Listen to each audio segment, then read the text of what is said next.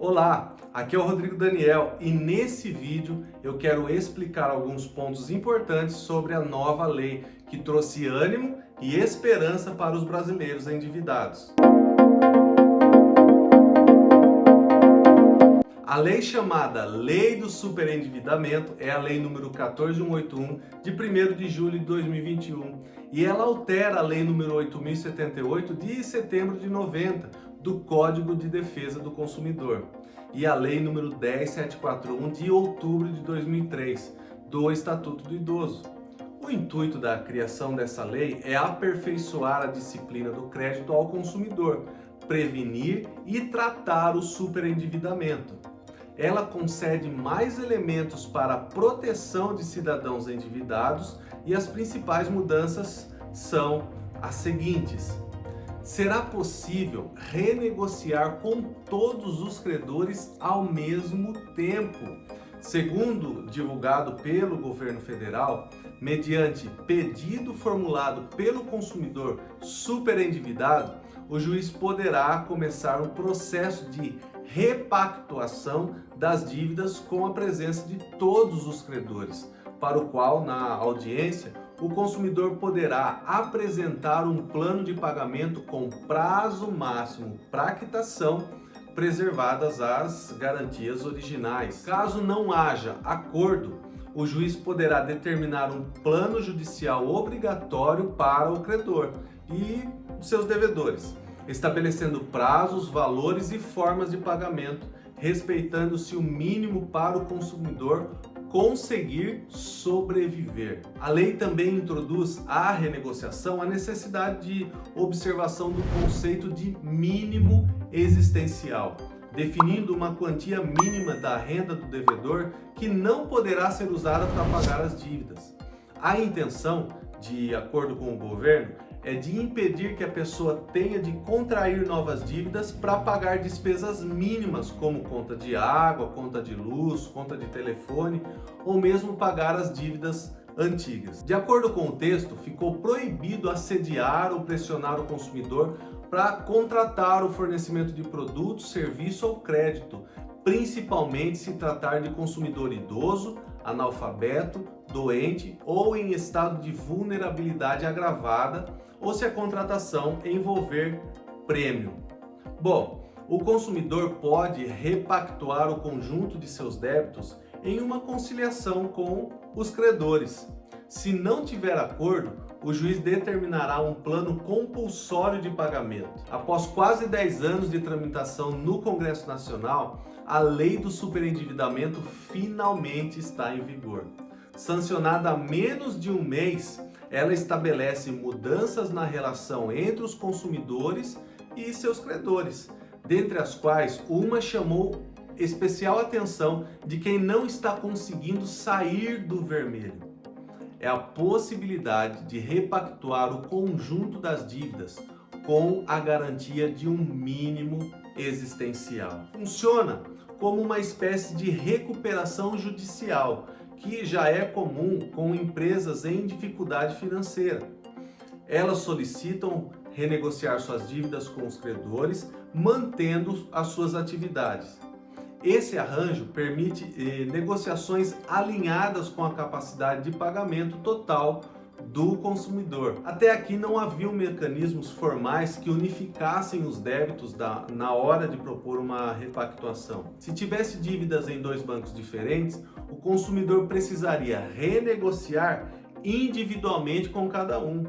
Na prática, o endividado terá a possibilidade de apresentar ao conjunto dos seus credores um plano único de pagamento das dívidas.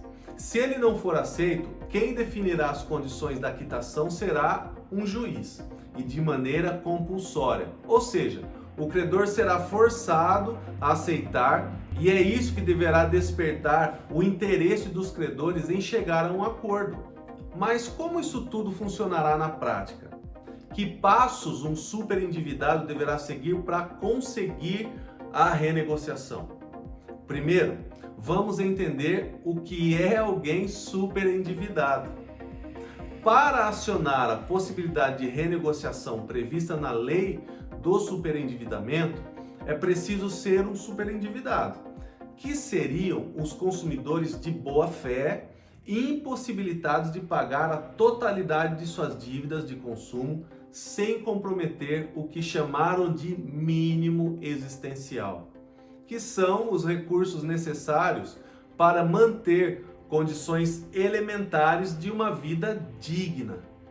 Calcula-se que haja 30 milhões de superendividados no país. Uma pesquisa recém-divulgada, feita com funcionários de empresas de setores variados, indica que 25% têm mais dívidas, como financiamentos, empréstimos e parcelamentos de cartão de crédito, mais dívidas do que podem pagar. A lei não estabelece um valor ou um percentual da renda que caracterize o mínimo existencial. Portanto, cabe ao consumidor endividado atestar essa condição. Para demonstrar o superendividamento, ao negociar com as empresas credoras, o consumidor deve levantar suas faturas de consumo e documentos relativos à renda e apresentar aos credores. O foco do superendividamento está nos compromissos financeiros assumidos em função de uma relação de consumo, como contas de água, luz e telefone, ou débitos relacionados à alimentação e à saúde, entre outros. A lei estabelece que podem entrar aí operações de crédito, compras a prazo e contas por serviço de prestação continuada. Não são consideradas as dívidas decorrentes da compra de produtos e serviços de luxo de alto valor, e nem, é claro, as realizadas mediante fraude ou má-fé. Um outro detalhe: a repactuação das dívidas não abrange empréstimos com garantia real, financiamentos imobiliários e crédito rural. Esse tipo de empréstimo é destinado à formação de patrimônio e o bem, como o imóvel ou o carro financiado, serve de garantia para o débito. Não coloque em risco a sobrevivência da pessoa. Para realizar a renegociação, o consumidor precisará elaborar um plano de pagamento das suas dívidas. E o que seria isso? Bom, nele devem constar todas as informações sobre como o endividado pretende quitar os débitos. O plano deve informar expressamente o eventual desconto proposto, as datas de pagamento, a suspensão ou extinção de ações em tramitação, a retirada do nome do devedor dos cadastros de inadimplentes, entre outras informações. Isso porque, caso seja aceito, o plano substitui as dívidas originais e ações que tenham sido abertas contra o consumidor precisam ser suspensas. Da mesma forma, se já estiver com o nome sujo nos órgãos de proteção ao crédito, as instituições que o incluíram devem providenciar a retirada. O devedor deve apresentar o máximo de documentos possíveis relativos às dívidas que ele pretende suspender ou parcelar. Ou, se não tiver, solicitar que o fornecedor de serviços ou produtos traga as informações complementares. O consumidor deve elaborar o plano preservando o mínimo existencial, de acordo com suas fontes de renda. Se for um autônomo, um profissional liberal sem comprovantes de renda, o consumidor deve fazer uma autodeclaração de quanto ganha, que será interpretada como um ato de boa-fé. Além disso, o endividado precisa também declarar que não tomará ações que possam agravar a sua situação, como fazer novos empréstimos. E como funciona a etapa de conciliação? De posse do plano de pagamento, o passo seguinte é a conciliação. Nessa etapa, todos os credores serão convocados para uma audiência de conciliação, em que a proposta de pagamentos feita pelo superendividado será apresentada. Essa audiência, segundo a lei, poderá tanto ser conduzida na justiça por um juiz, quanto por órgãos públicos integrantes do Sistema Nacional de Defesa do Consumidor, como o PROCON, por exemplo.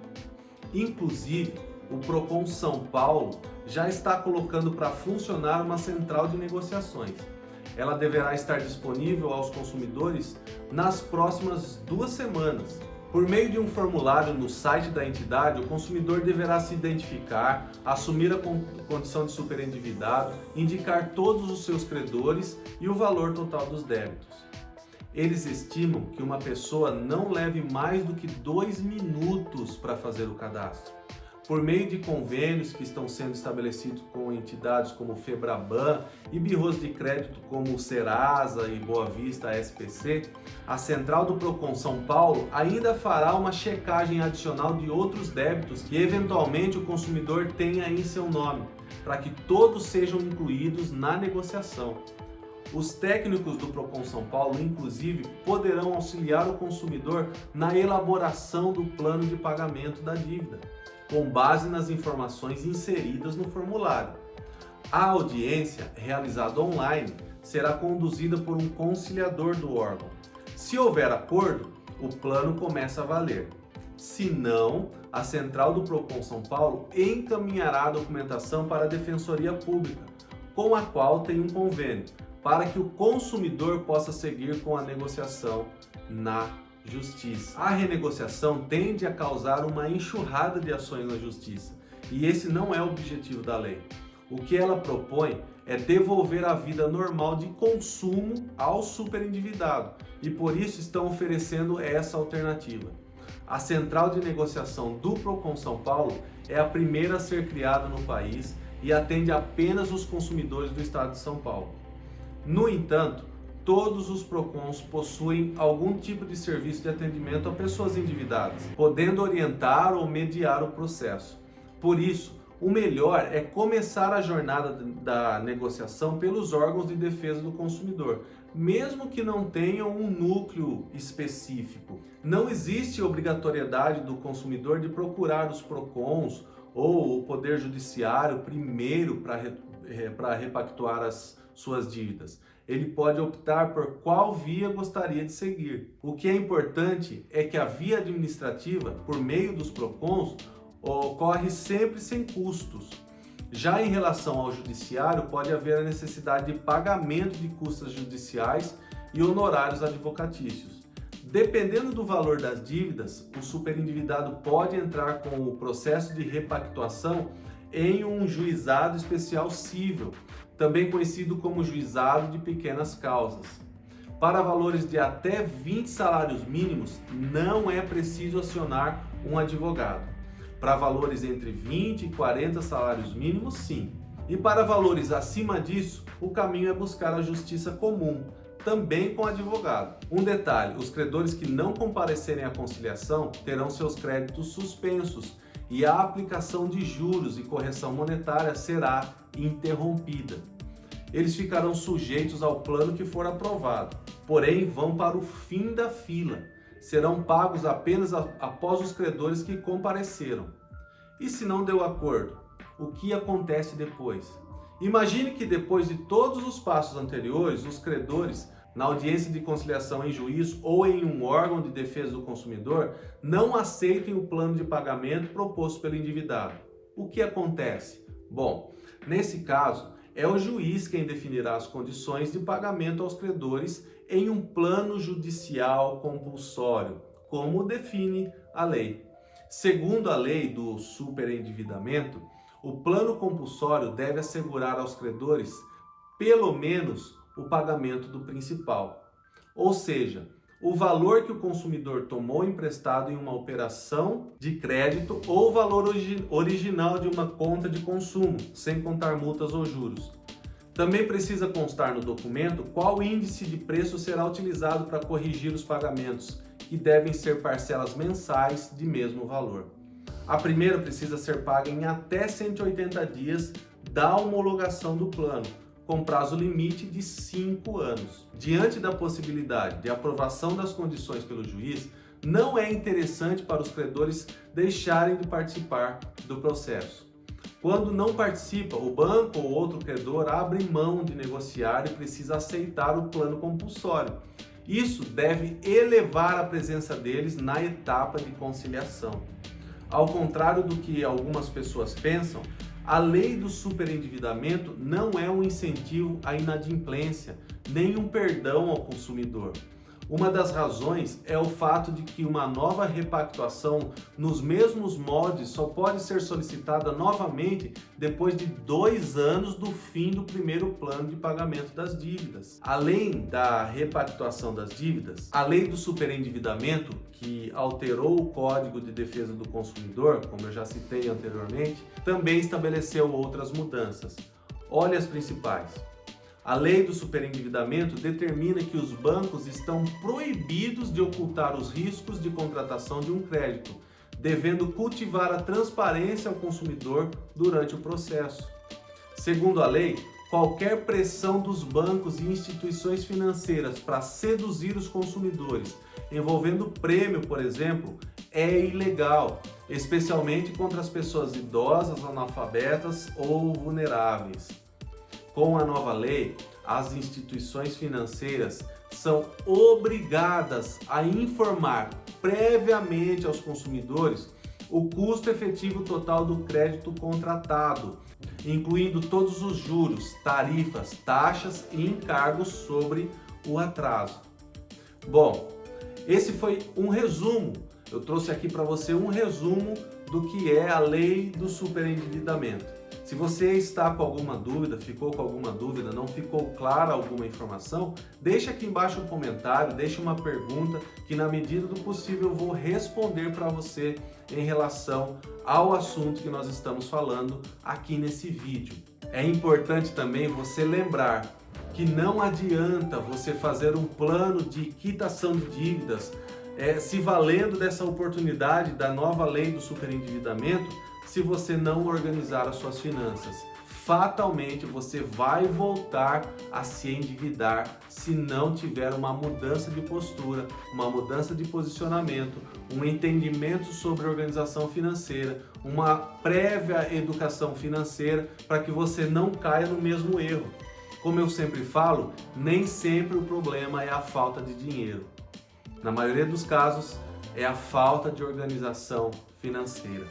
Então, pense nisso. Se você gostou desse vídeo, deixe um like, compartilhe com outras pessoas para que mais pessoas também possam se inteirar desse assunto, entender um pouquinho mais sobre essa nova lei e se valer dessa oportunidade para quem está super endividado. Como eu já falei, aproveite para comentar e colocar as perguntas que você acha necessárias. Espero que você tenha gostado e eu te vejo no próximo vídeo. Até lá!